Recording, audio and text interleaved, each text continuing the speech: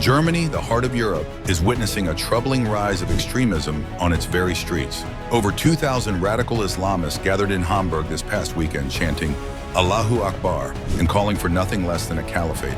Not in Syria, not in Iraq, but in Germany. A caliphate governed by Sharia law. Let that sink in for a moment. An open demand for a theocratic state in one of Europe's most democratic nations. What does this mean for Germany and more broadly for Europe? This isn't just another protest. It was organized by Muslim Interaktiv, a group linked to the notorious Hizb ut-Tahrir, an extremist pan-Islamist organization banned in Germany for promoting the eradication of Israel and advocating for the killing of Jews. Muslim Interaktiv may be relatively new, founded in 2020, but their agenda is clear and it's spreading fast. Their leader, Rahim Boateng, a man recently banned from teaching due to his Islamist ties, led the charge at this rally. Boateng and his group claim their version of the Caliphate will bring peace, where Muslims, Christians, and Jews will live side by side. But their messaging tells a very different story. On Instagram, they declared that a caliphate is the only way to overcome what they call the colonial order. And they say it with conviction: caliphate, the end of occupation, extermination, genocide. Does this sound like peace or a thinly veiled threat to the current order? The group also took to social media, blasting out posts on X, accusing Israel of spreading lies about genocide, denying Israel's right to self-defense, and undermining historical claims to the land. It's not just rhetoric, it's a targeted propaganda campaign designed to stir anger, division, and action.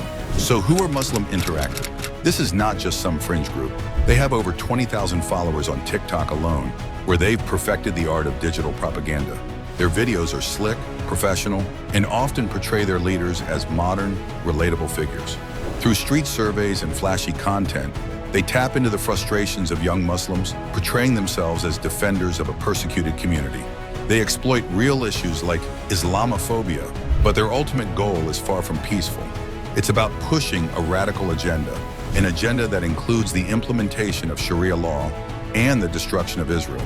Their influence is growing rapidly, especially among young people.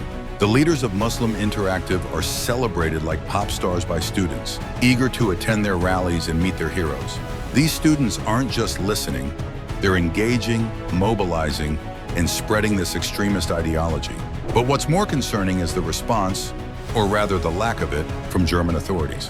Despite the clear extremist nature of the group, despite their affiliations with Hizb ut-Tahrir, a group banned across much of the world, Hamburg Police Chief Frank Schnabel says there's no legal basis to ban Muslim Interaktiv.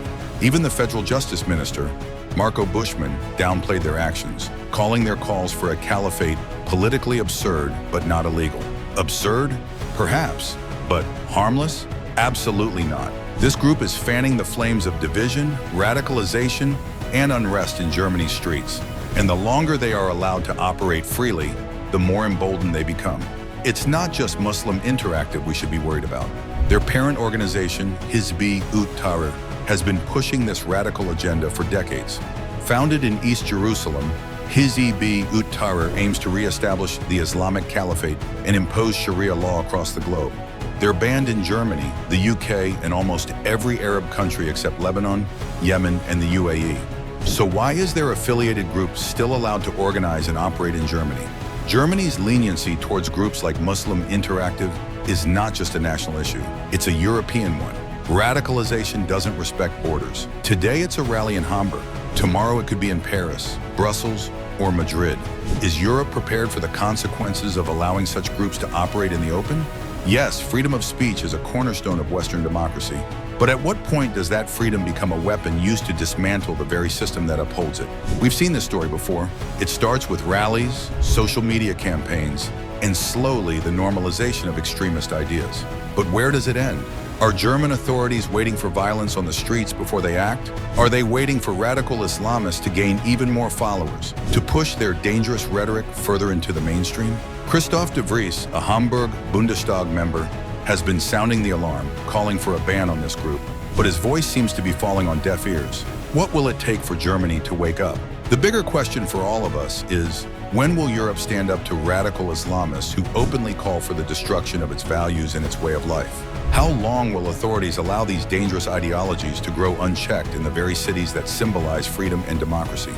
Europe cannot afford to remain passive. The threat is clear, the stakes are high. Will Germany and Europe as a whole choose to defend their future or surrender it to the hands of radical extremism? Time is running out and the world is watching.